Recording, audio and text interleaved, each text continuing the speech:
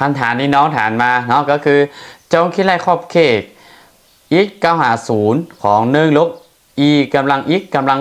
2 cos 2024 x ส่วนให้กับต่างกำลัง2ของ1010 x เนาะจะมีค่าเท่าใด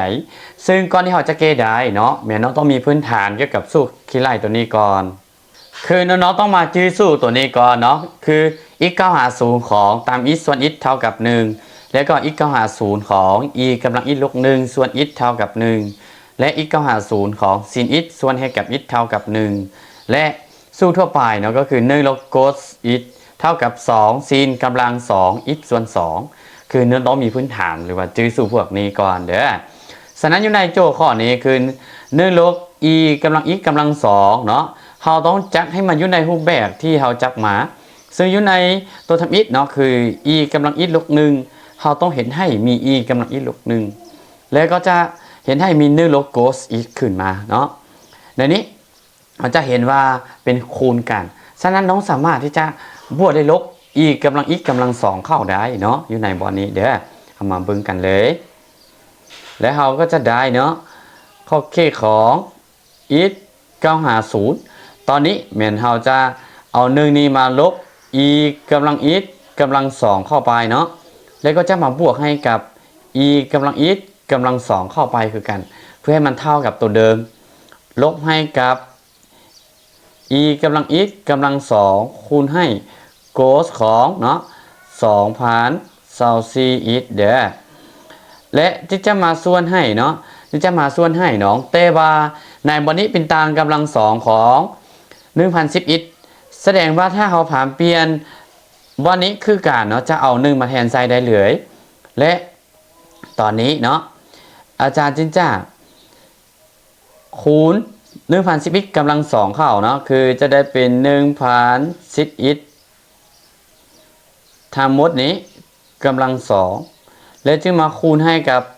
ต่างกำลัง2 1010 x นี้ส่วนให้กับ1010 x ทั้งหมดกำลัง2แล้วตอนนี้ตัวนี้มันจะเท่ากับ1เพราะว่าเขามีสูตรเท่ากับ1ตัวนี้เด้เนาะแสดงว่าอันนี้ทั้งหมดมันจะเท่ากับ1แล้วเด้อและตอนนี้แมนเขาจะขยายตัวยุทธถึงต่อให้มันปักเข้ากับสูตรเนาะเข้ากับสูตรแล้วเนาะจะได้1010 x กำลัง2อาจารย์จะแยกออกมาเลยเด้อคือแยกเป็นแต่ละส่วนเนาะอยู่ในบอลนี้แล้วจะได้เป็นเนาะจะได้เป็นอันนี้อาจารย์จะเอาลบนี้ออกมาเป็นส่วนคูณเนาะเอาลบออกมาเป็นส่วนคูณจะได้ลบ e กำลัง x กำลัง2ลบ1มาส่วนให้กับเนาะในบทนี้1010กำลัง2คูณ x กำลัง2น้องๆทุกคนโอเคและมาบวกต่อทางหลังเนาะบวกต่อทางหลังจะได้ x นี่950ของเนาะอันนี้ออกมาเป็นส่วนคูณทางในยังเหลือแต่1ลบ cos ของ2024 x เนาะและทั้งหมดนี้มาส่วนให้1010กำลัง2คูณให้กับ x กำลัง2แล้วเนาะตอนนี้ e กำลัง x กำลัง2ลบ1ส่วน e กำลัง2เนาะมันเท่ากับ1ตามสูตรตัวนี้เด้อแล้วเขาก็จะได้ขึ้นมาว่าตัวนี้นั้นมันจะเท่ากับลบ1ส่วนให้กับ1010กำลัง2เนาะเลยมาบวกต่อขอบเขตของ x 950เนาะ x 950ของ e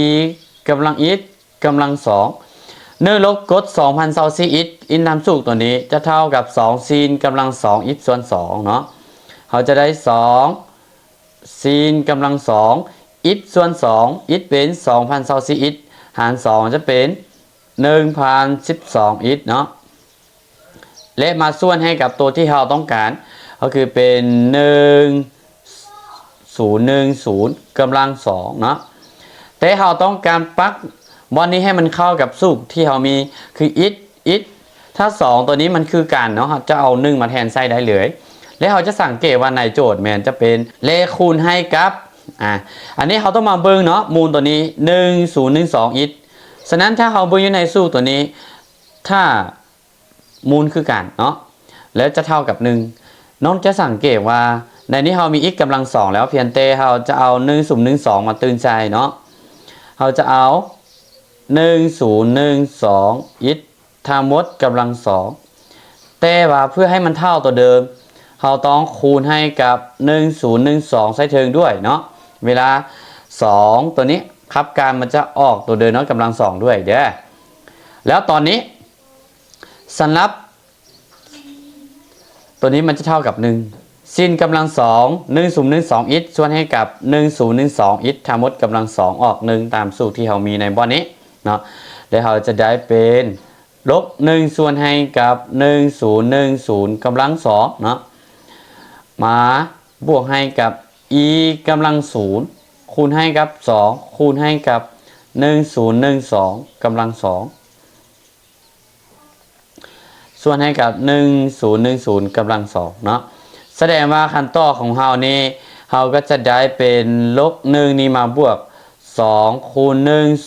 1012กำลัง2เนาะส่วนให้กับ1010กำลัง2แล้วขั้นตอนสุดท้ายของเราจะได้2นี้คูณให้กับ1012กำลัง2ลบ1เนาะมาส่วนให้กับ1010กำลัง2อันนี้เนาะอาจารย์จะเกมมาหอดที่เท่านี้ก่อนแต่ถ้าเป็นการสอบเสยแม่อาจารย์แนะนำให้กับน้องๆคูณตัวเลขนี้ออกมาเด้อคูณคำนวณตัวเลขนี้ออกมาให้ได้เนาะเตะอาจารย์เชื่อว่าน้องๆทุกคนไปต่อได้เนาะและสำหรับน้องคนใดที่มัดวิดีโอการสอนแบบนี้อย่าลืมกดไลค์กดแชร์และกดติดตามเพจ TikTok อาจารย์ด้วยเนาะและน้องใดที่มีคำถามก็ส่งมาถามอาจารย์ได้เลยและจะเกตามนี้ให้เด้อทุกคนแล้วเรามาพบกันใหม่ในคลิปต่อไป